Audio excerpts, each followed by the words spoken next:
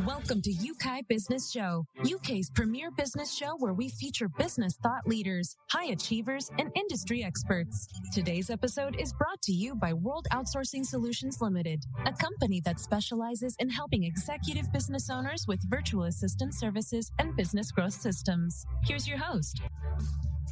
Hello everyone, welcome to the show. I'm Trevor Stockwell, and I want to start this episode just by asking you a few questions to get you thinking. So how's your branding going? Have you mastered personal branding? Does it really reflect who you are? And maybe are you open to review and just see if you can make some adjustments that could improve your influence?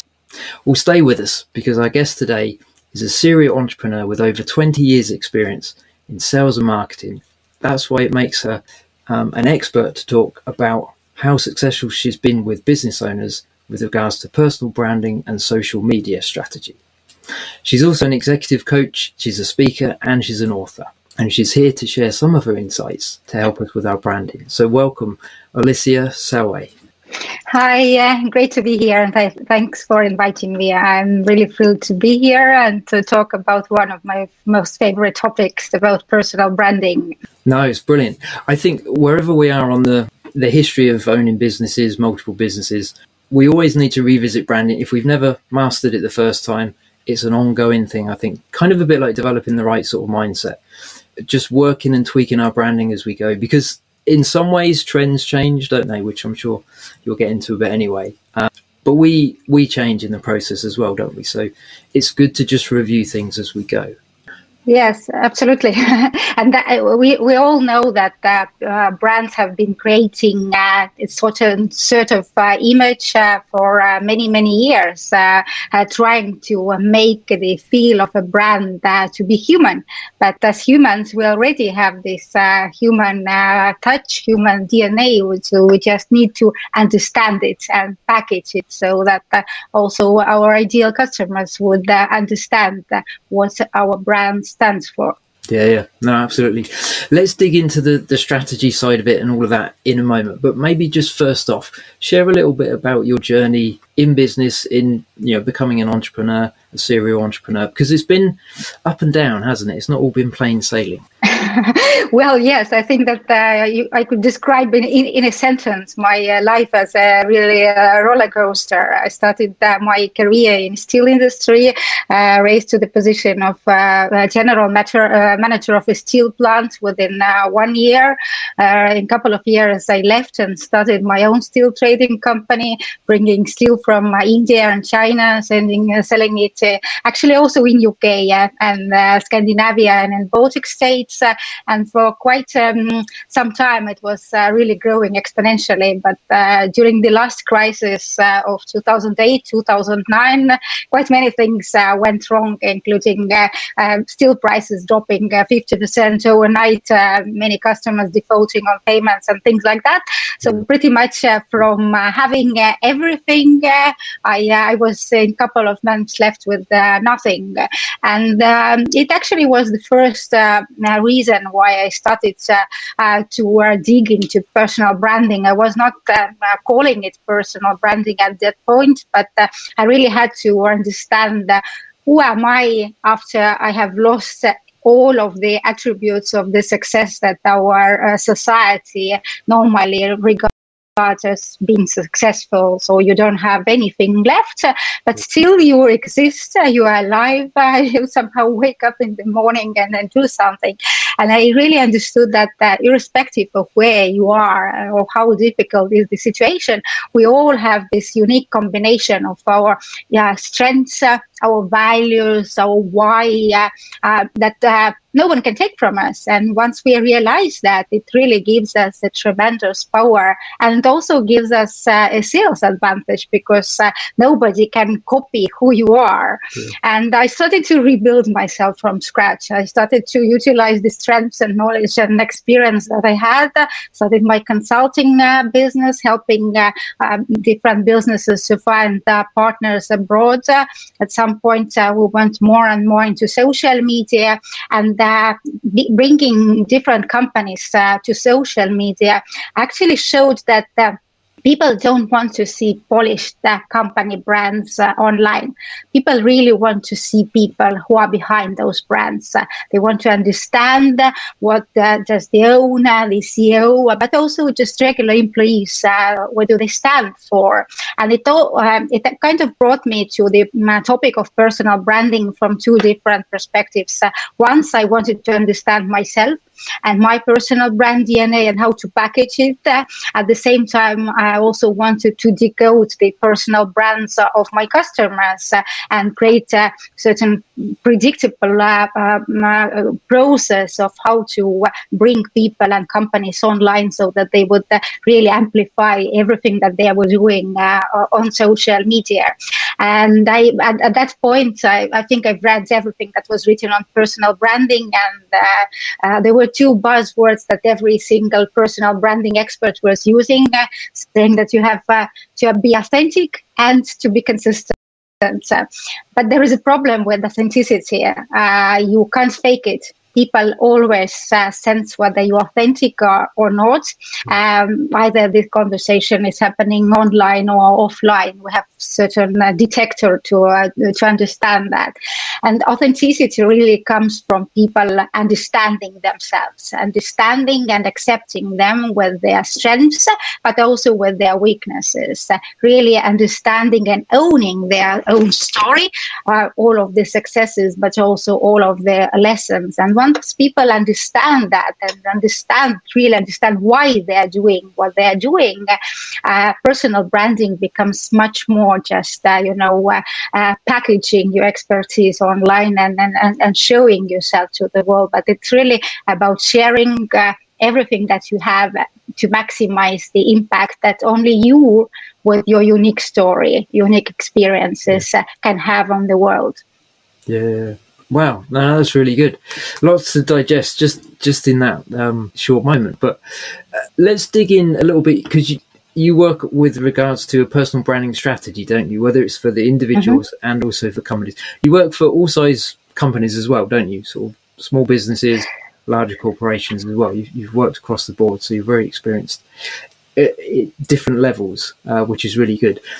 What would be maybe a generic definition you would give of people having a personal branding strategy to start with as an individual? So if they're a small business owner, solopreneur, how does that affect that? And then maybe unpack how that then translates into the organizational side of things.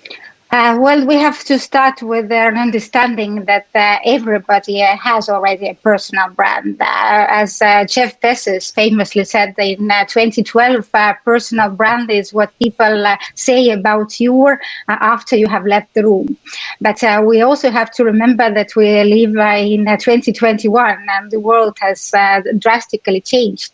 So I would say that nowadays personal brand is a personal brand is what people know about you before you actually enter the room. And conscious and strategic personal branding is making sure that the image that people get from your personal brand is aligned with your business goals. And personal branding strategy consists of two parts. First, it's very clearly understanding your goal. What do you want to achieve for personal branding? Do you want to be regarded as an expert? Do you want to attract customers? Do you want to find potential employees? Do you want to attract investors? Then understanding your personal brand DNA that I've already spoken about, your strengths, your values, your style, your communication style, and then also understanding very clearly who is your target audience.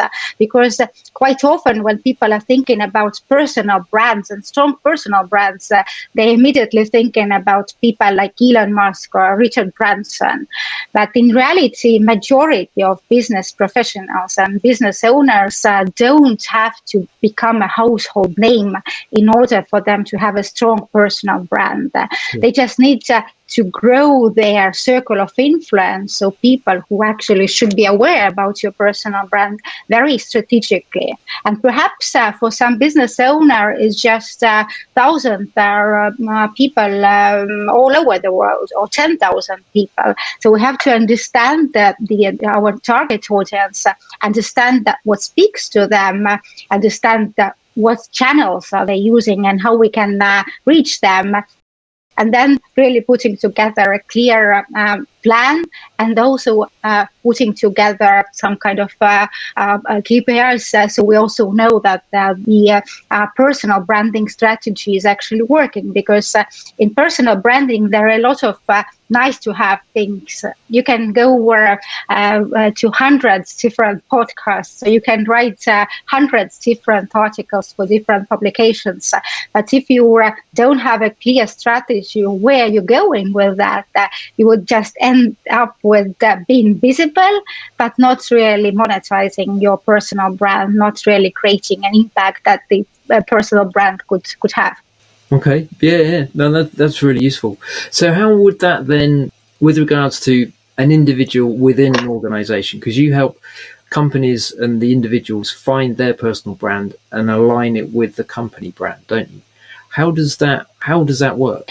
Well, personal brand is first of all about a person, and then personal brand gives a very clear direction. So for every person who is working in a company, it actually helps him to understand where you are today and where you want to be tomorrow.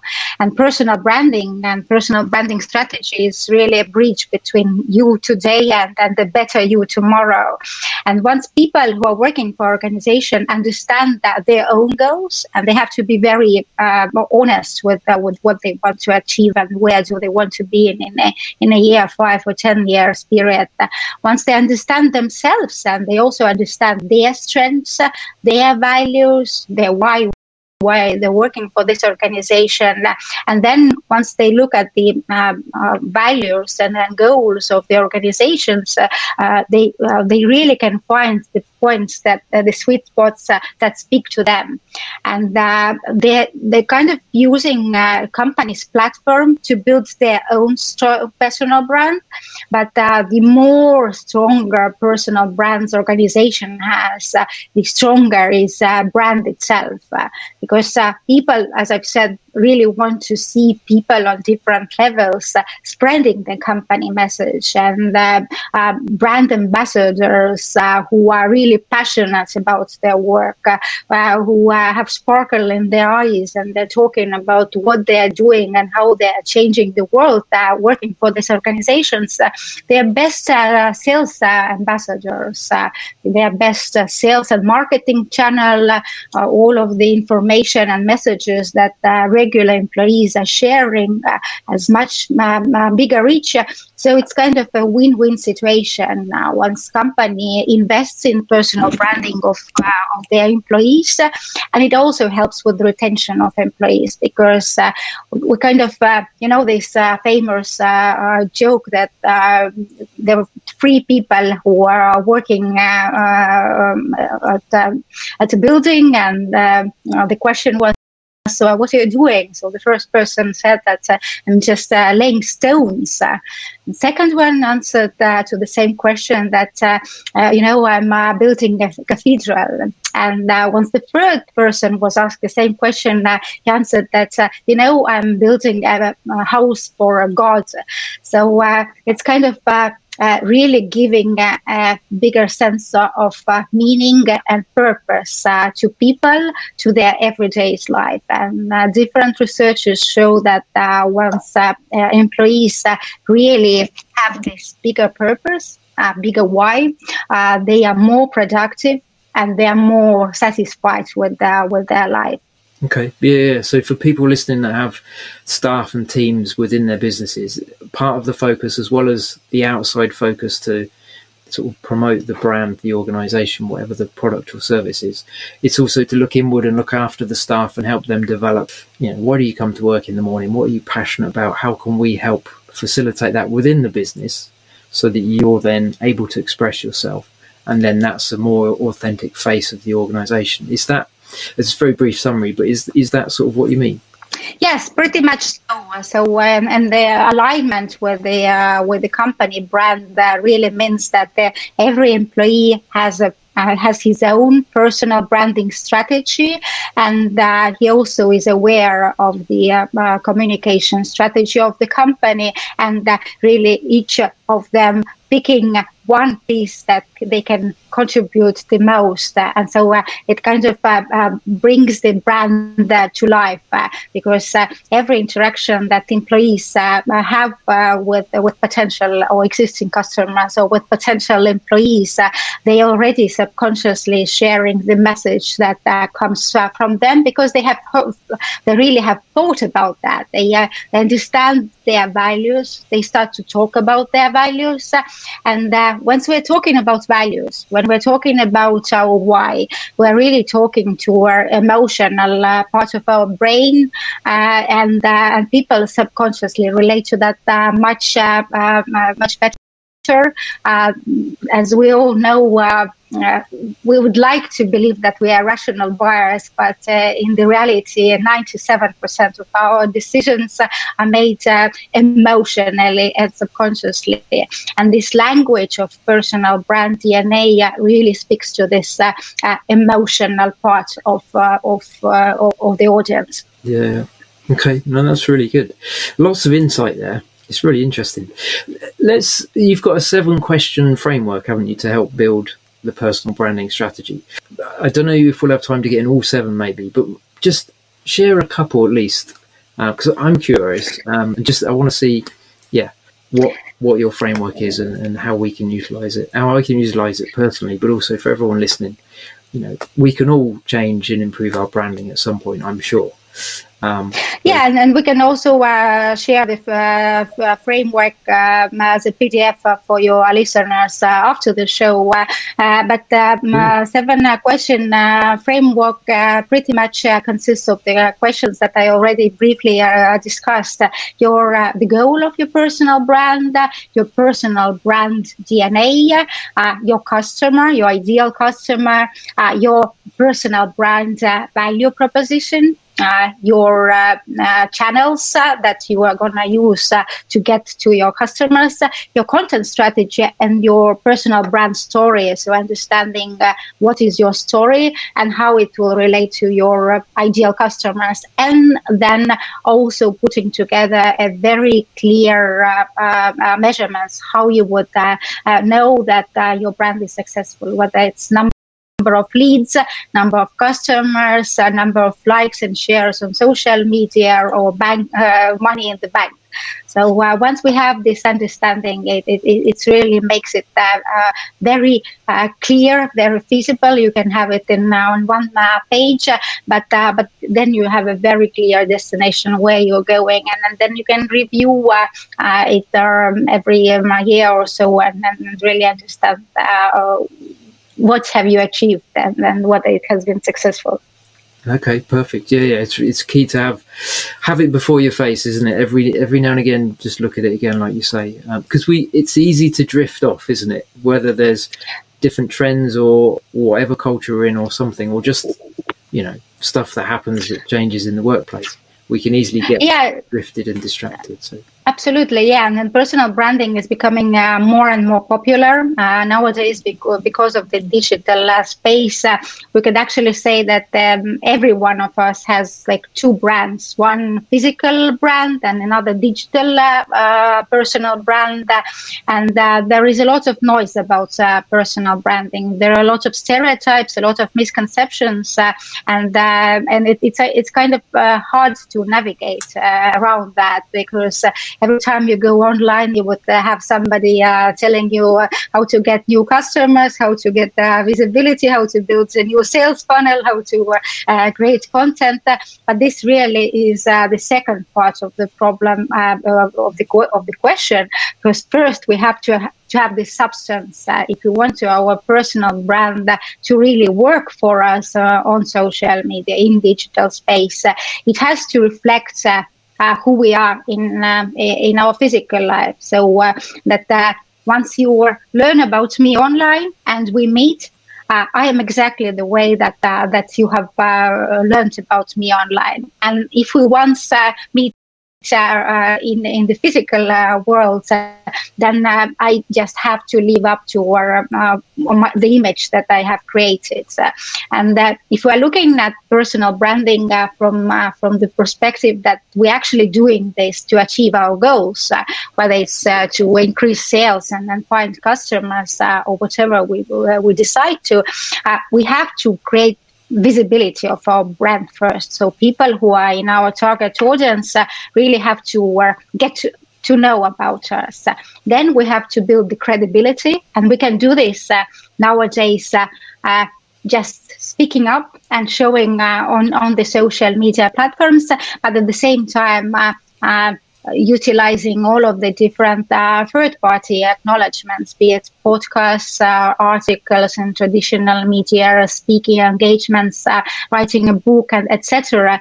But we also have to think about profitability. So how visibility and credibility of our brand would actually help us gain more customers, get more sales. So we have to also have very clear strategies and then systems in place. So it's kind of a puzzle which we have to be very clear about the role of every puzzle, so that at the end we would have a clear picture. Yeah. No, that's really good.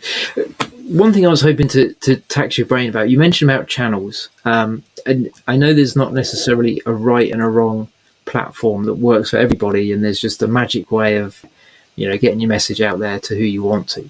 So it will differ, I'm guessing, depending on the type of business or product that you offer, or maybe a service. But are there any sort of general pointers or mistakes that you see people make when it comes to, say, the social media side of it? Because part of your expertise is social media management as well.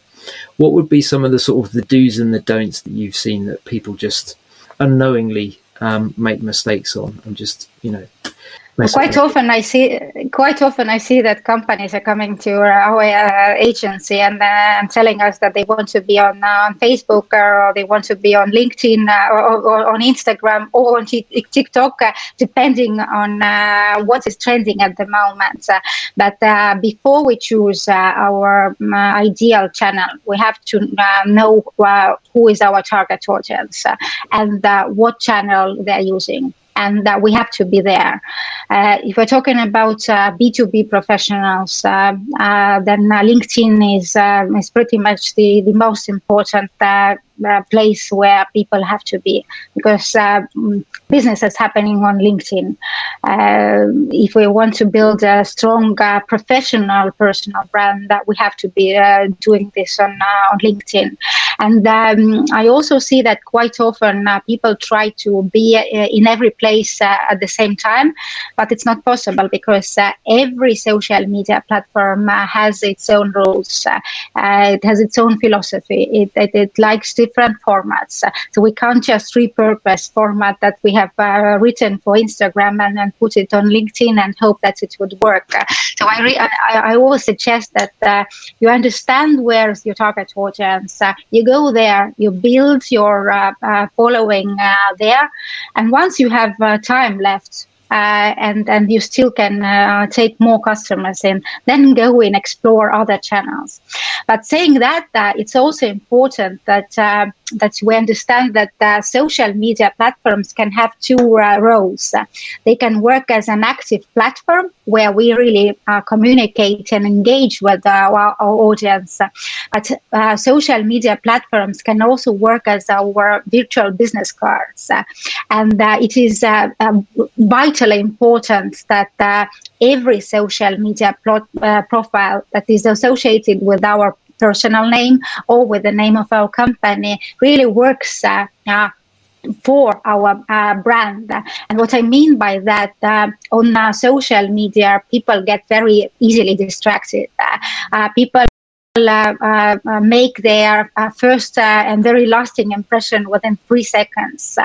If our company has, or our personal profile doesn't have a picture, doesn't have information, is pretty much empty. We have 20 connections on LinkedIn. We posted 10 years ago and nothing happened after that. Then people get red flags all over the place. They start asking questions. What happened to this person? Does he exist? Why he doesn't share any information? And if he has to choose whether he would work with a person who has a very good profile on social media with a very large following, then subconsciously they would choose a person who has a good presence. And I think that I would give a very small but very practical recommendation for anybody who's listening to us. It would be to go and Google yourself after you have listened to this show and have a look at what social media profiles come out of this search, because all of social media profiles come on the first page of Google search. And look at those profiles, the way that your customer or your partner or investor or potential employee would be looking at them, and ask yourself a question. Does this profile help me achieve my goals, or it works against me? And if it doesn't really contribute to your success, then just make a small adjustments, add relevant information, add pictures where you are recognizable, add everything that you are doing offline, so that people who have never met you during this first impression would know everything that you want them to know about you. Okay. Yeah. No, I was going to ask you about that, actually. So it's good that you brought it up.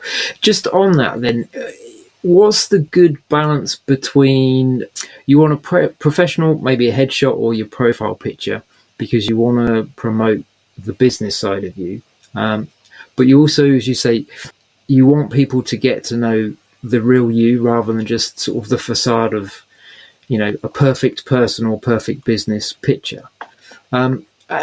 What's the sort of ratio, if there is one, with regards to how vulnerable, I suppose, we are, or how personal we are while we're posting? Is there a tried and tested, balance? It also depends on the channel that you are using. LinkedIn, being a professional channel, expects a more professional side of you, but not also showing some kind of personality, and we can achieve that through talking about once again about our values, about the reasons why we're doing this business, bringing in some real stories into our posts or conversations.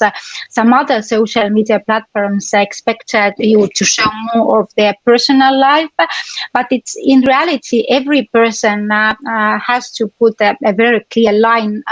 What do I want to share with the world?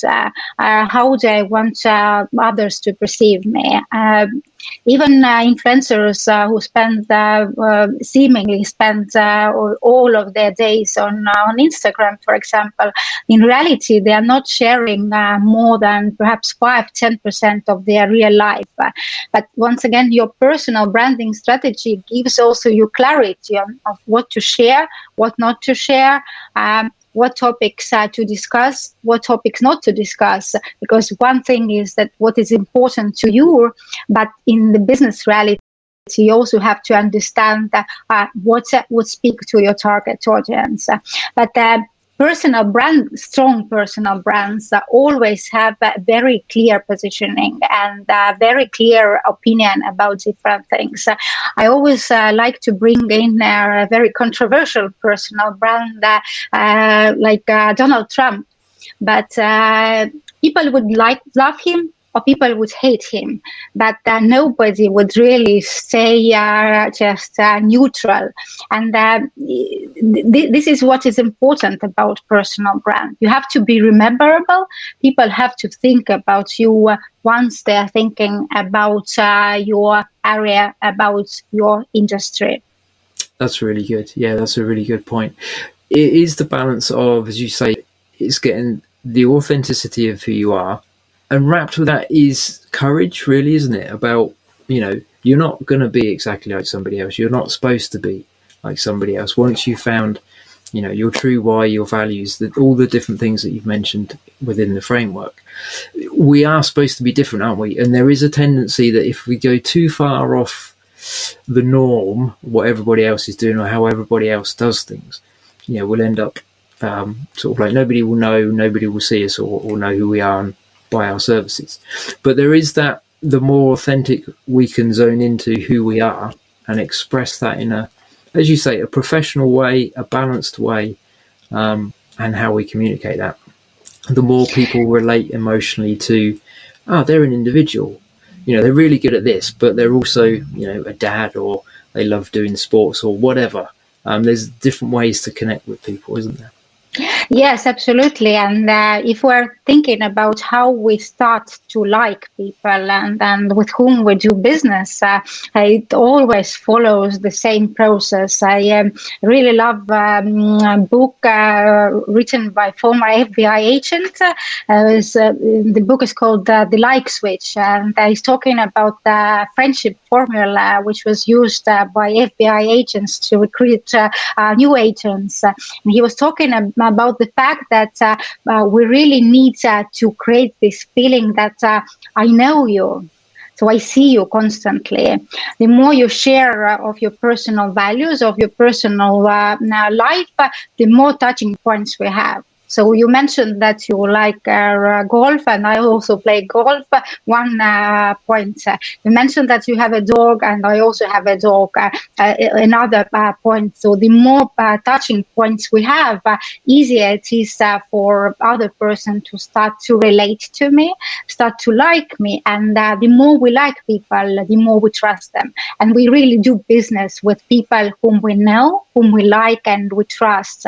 And knowing all of that on social media, we can build authentic but still a strategy, so that people, our ideal customers, our ideal audience would resonate with what we're talking about. And people who we don't see as our ideal audience would think, no, I don't like this person. But it's also totally fine. But in professional life, we have to know where our limits and where is this fine line and the balance.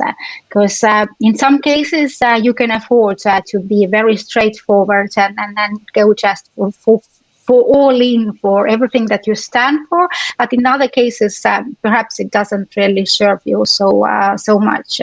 So yeah, for every business professional, the more we can integrate our personal qualities, our personal stories, and still keep it professional, the more authentic and more successful is our position on the market, and also the more successful is our business. Yeah, no, that's really good. I'd love to chat to you for a lot longer on this. We are close to the end of our time, but just briefly wanted to quiz you or ask you about your book.